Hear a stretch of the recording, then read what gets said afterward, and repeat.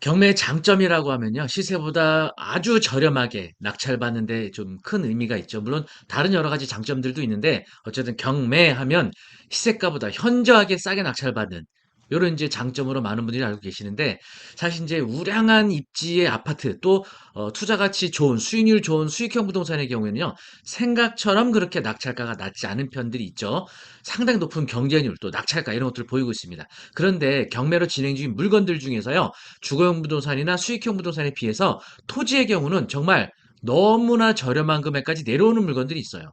근데 사실은 경매로 진행 중인 토지 물건들이 다 투자 가치 좋은 개발 가능성 있는 물건들 아닌 경우가 많이 있거든요. 뭐 맹지라든지 개발 제한 구역이라든지 이런 다양한 이제 제한사항을 받는 토지들이 유찰들이 많이 되죠.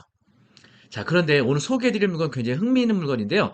용인시에 있는 임야인데 감정가가 22억 3천 정도 했는데 무려 유찰이 여러 차례 이루어진 끝에 현재 최저가가 2억 1,300까지 거의 10분의 1까지 최저가가 내려왔습니다. 너무 저렴하지 않나요? 아, 그러면 이거 뭔가 분명히 뭐가 문제가 있을 거야 이렇게 생각이 드실 텐데 한번 이 물건 한번 파헤쳐 보겠습니다. 영상 보시기 전에 구독, 좋아요 부탁드리겠습니다.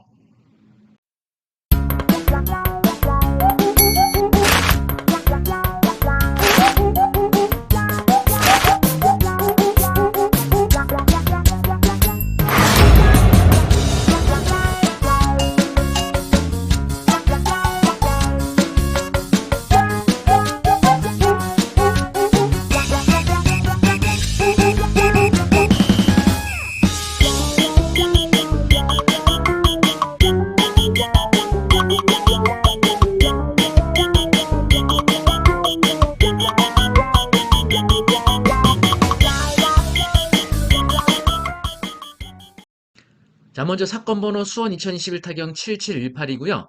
경기 용인시 처인구 포고급 삼계리라는 곳입니다. 포고급 삼계리. 자, 토지 면적은 32,430제곱미터, 9,810평입니다. 엄청나게 큰 임야죠. 감정가 22억 3,767만 원이었고요.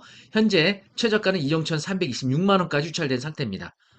그리고 요 물건은요, 지난번에 낙찰받았다가 대금을 미납해서 재매각이기 때문에 입찰보증금 최저가 20% 5,265만 2천 원 납부해야 됩니다. 기일 내역 보시면요, 지난 10월 2일 날 어떤 법인이 3억 8천 10만 원에 낙찰받았다가 대금을 미납했고요.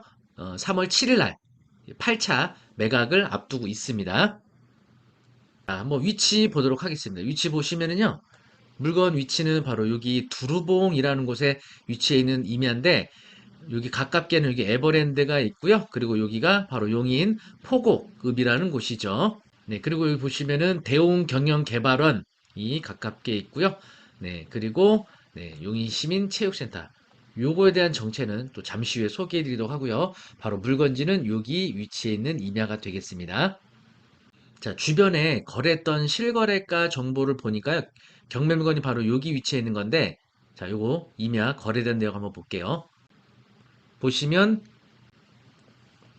2021년도 11월 달에 2억 7,603만 원으로 평당 23만 원에 거래가 됐었네요. 그리고 보시면 지목 임야였고요. 그리고 용도는 보존 녹지였습니다. 바로 옆에 있는 임야도 보시면 2021년도 11월 달에 토지 평당 24만 3천 원에 이렇게 거래가 됐었죠. 지금 경매로 나온 물건 평당가로 환산해 보니까 평당 2만 6천 원 정도가 나와요. 그래서 최근에 거래했던 금액 대비 역시 10분의 1 가격까지 내려와 있는 겁니다. 최근에 거래했던 실거래가 대비 평당 26만 원보다 무려 10분의 1 가격인 평당 2만 6천 원까지 최저가가 내려온 겁니다. 자, 이 물건 한번 우리가 파헤쳐 보기 위해서는요. 토지의 경우는 꼭 필요로 하는 서류가 있죠. 바로 토지 이용계획 확인서입니다. 토지 이용계획 확인서에 보시면요. 용도 지역, 용도 구역, 그리고 기타 어떤 제한 사항들 이런 것들을 더 확인할 수가 있거든요. 한번 보도록 하겠습니다. 자, 해당 토지 이용기 확인서 보시면요. 도시지역의 보존 녹지지역으로 되어 있고요. 다른 법령 등에 따른 제한사항들 보시면은 자, 여러분 보시는 것처럼 산지관리법에 따른 공익용 산지, 보전 산지로 되어 있습니다. 네, 사실은 이 토지로 사기치는 기획부동산이 많이 있는데요. 보통 임야를 많이 사기치거든요. 그런데 임야는요, 크게 보존산지와 준보존산지로 구분이 되고 있습니다. 자, 개발을 목적으로 하는 투자자라면 어떤 임야를 투자해야 될까요? 바로 준보존산지를 투자해야죠. 보존산지는 개발하기가 매우 어렵습니다. 아주 한정된 목적으로만 개발이 가능해요. 사실 개인이 투자 목적이 어떤 개발 행위는 안 된다고 보시면 돼요. 그리고 이 보존산지의 경우에는요, 공익용 산지와 임업용 산지로 구분이 되는데, 특히 공익용 산지는 개인이 어떤 특수한 목적으로 개발이 거의 안 된다고 보시면 되겠습니다. 근데 지금 보시는 것처럼 해당 임야는요, 보존산지 그리고 공인용 산지로 지정된 임야인 겁니다. 개발이 안 된다는 거죠. 자, 그런데 여러분 여기서 비밀이 하나 있습니다. 자, 무슨 비밀이냐? 이 공인용 산지 중 바로 좀 전에 보여드렸던 것처럼 보존 녹지 지역의 경우에는요, 다른 법을 적용받게 됩니다. 한번 알아볼까요? 산지관리법 제12조 한번 보도록 하겠습니다. 사망해 보시면 제2항에도 불구하고 공익용 산지 중 다음 각호 어느 하나에 해당하는 산지에서의 행위 제하여는 해당 법률을 각각 적용한다. 해당 법률.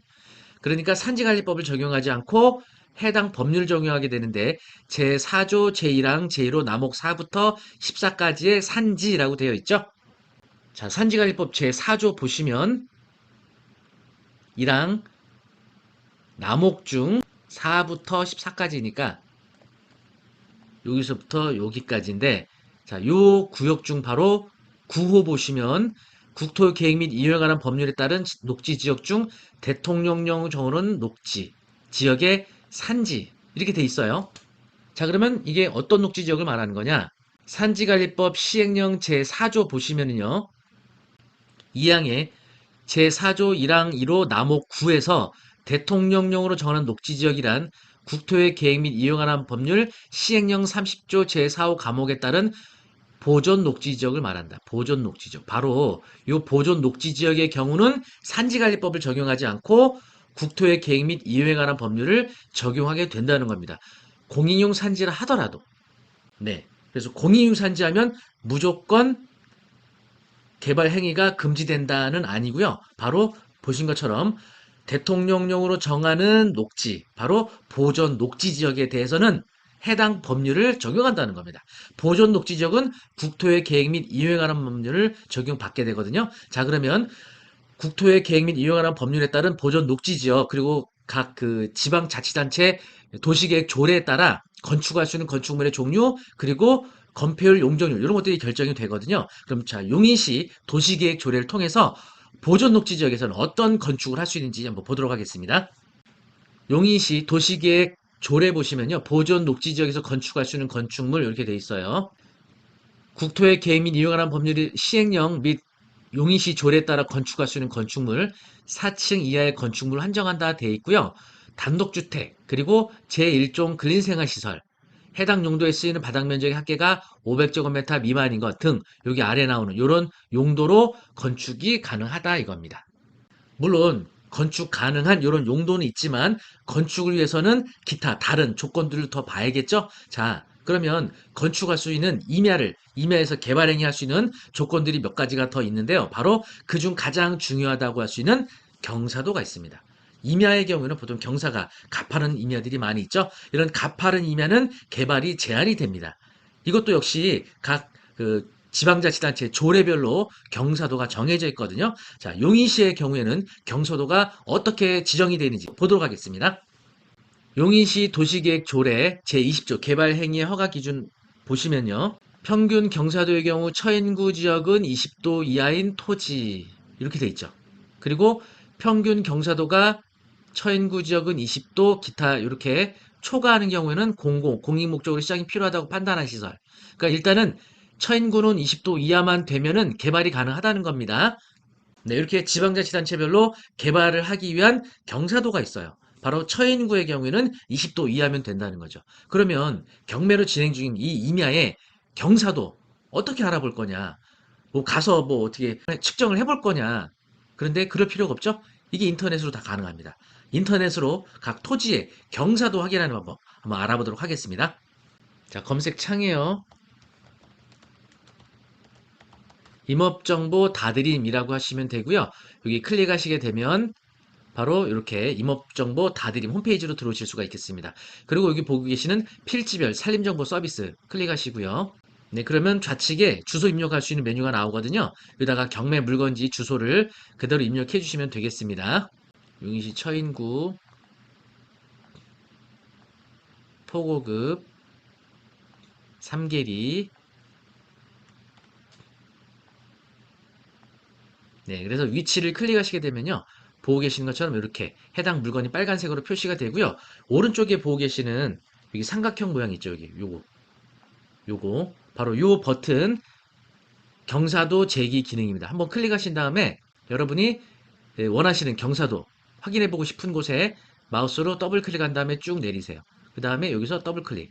그러면 경사도 17.28 나오네요. 다른 경사도도 한번 알아볼까요? 여기 클릭하신 다음에 여기 16.8도 나오네요.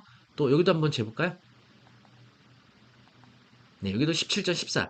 거의 전반적으로 평균 경사도 20도 이하의 경사도를 보이고 있습니다. 물론 실제 경사도와 완벽하게 정확하게 나타낸다고 볼 수는 없지만 큰 오차를 보이진 않거든요. 대체적으로 정확하다고 볼 수 있어요. 그래서 네, 평균 경사도 20도 이하의 토지로 일단은 이 경사도만으로 봤을 때는 개발이 가능할 수도 있다. 이렇게 판단할 수가 있을 것 같아요.